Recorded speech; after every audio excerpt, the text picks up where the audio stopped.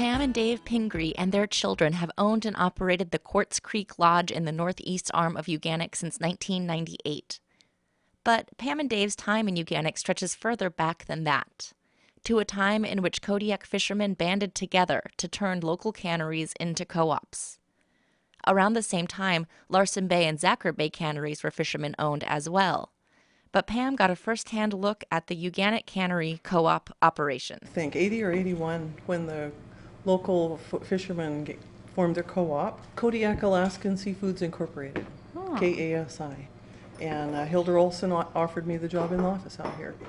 So I came out and I got to see that there was more going on the island than I ever knew. A group of local fishermen banded together and formed the co-op with the idea of hiring locally. So that was the whole idea, was to hire local help. They just thought that you'd eliminate the big name and you'd keep more of the money in the fishermen's pockets. You know, you're working for yourself more. The independent idea of being a fisherman and all working together was a really good idea. It just wasn't the right time.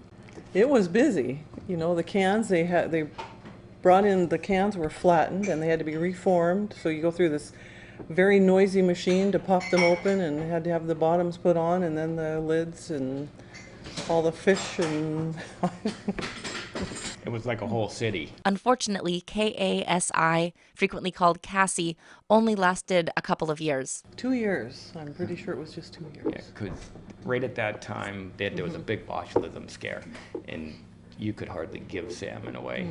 That was a major collapse, and anybody trying to start out, all the canneries had their A list and B list, and if you weren't on the A list, you couldn't give fish to anybody.